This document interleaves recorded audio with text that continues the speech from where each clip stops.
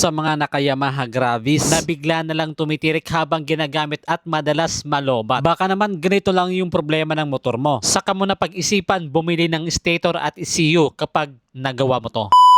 So nakita nyo, wala siyang check engine, tapos kung mapapansin nyo mga boss, 12.0 yung battery niya.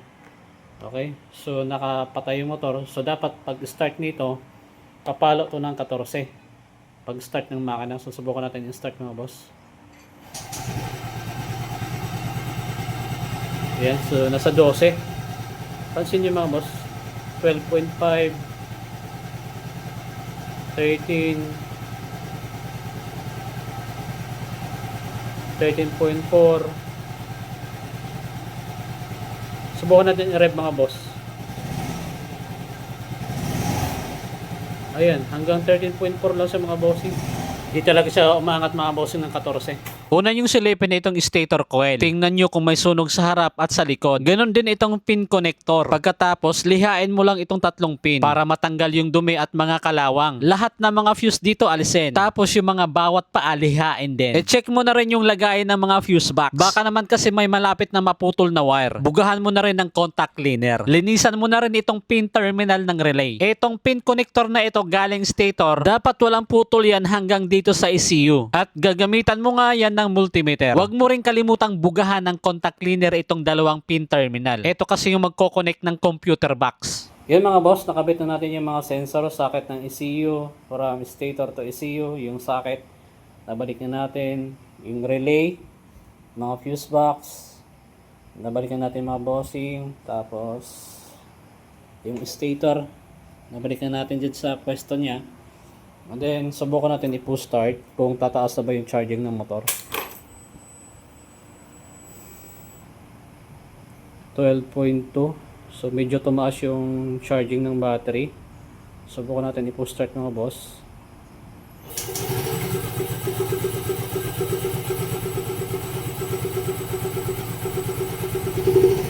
Subukan natin i-rev.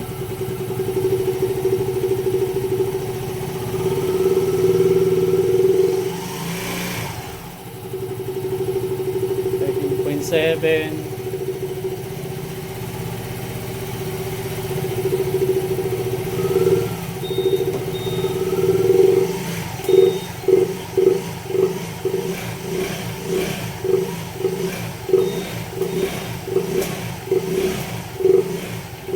Ayan mga boss, so nagka-14 naman yung charging ng battery ano. Ang napansin ko lang dito sa motor mga bossing, yung wiring installation ng busina at mini driving light. Kung makikita nyo, yung mga relay dito sa harap, lahat ay nakahiga. Kaya pag car wash or kaya naman umuulan, papasukin talaga ito ng tubig. Doon mag-uumpisa kalawangin yung ating mga contact sa loob ng relay. Kaya naman kahit naka-off yung motor, magko-consume pa rin ito ng current sa ating battery. Isa pang issue dito mga bossing, itong motor na to,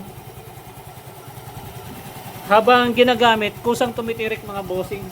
So, mamonitor din natin yung kanyang ito, pulser. So, sa mga Aerox, NMAX, at mga katulad nitong motor, ADV, ang katumbas nito mga bossing, CKP. Yan, CKP yan. Ito nga lang, is trigger lang yan, papuntang ECU para si ECU maglabas ng signal papuntang ignition coil para maglabas ng kuryente papuntang spark plug. Okay? So pag uminit yung ating motor, lalo na kung malalayo yung ating binabiyahe,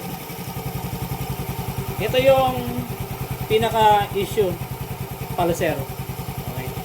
So monitor natin mga bossing, paandarin natin itong motor habang paabutin natin mga 30 minutes or 25 minutes. Tingnan natin kung titirik ko itong motor or kusang namamatay yung makina. Okay? So balikan ko kayo mga boss after natin ma-monitor to. So yung mga bossing, ito yung pangalawang monitoring natin dito sa motor. So as you can see, naglalaro sa 13.7, 13.8 yung battery charging ng motor na to. Tapos kapag dito sa panel gauge, okay, kapag dyan kayo sumilip. Pero kapag nag-monitor na kayo sa battery mga boss, ito yung pinaka-good news. Pumapalo na siya ng 14.1 to 14.2 volts. Ayun mga bossing. Okay. Kumpara nyo naman kanina na 11 lang ata yung mga bossing, di ba? Nasa 11 lang. Hirap pa umangat ng 12. Pero may mga boss, nasa 13.8 na yung voltage charging dito ng motor, dito sa motor. Tapos kapag dito naman sa battery, 14.2 volts. Okay? So, ang ginawa natin dito mga bossing, naglinis tayo ng terminal. So, bawat paa ng fuse, nilinis natin yung mga boss. Lahat ng paa ng fuse, nilinis natin yan.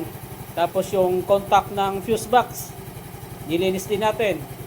Tapos yung relay na to mga boss, nilinis din natin yan. And then yung socket ng ECG, yung blue, yung green, white, red. Okay? Yung tatlong wire galing stator, yung socket na yun, nilinis din natin yung terminal. And then chinek din natin yung coil ng stator, wala namang sunog. Tapos dito naman sa ECU, chinek natin yung output, okay? Output charging tsaka yung input.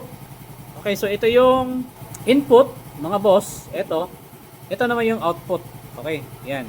So yung mga terminal na yung mga bossing, nilinis natin yan. Tapos wala naman tayo ibang nakitang problema maliban dito sa mga relay na to, tsaka yung mga marurunning socket. So, yun lang mga boss yung nakita kong problema so far dito sa motor na Gravis. So, good news, hindi naman palitin yung kanyang ECU. Okay? Kasi, pumapalo naman ng normal charging yung kanyang motor. Okay? So, ayan. 14.2 volts dito sa battery. 13.8 dito sa panel gauge. Okay?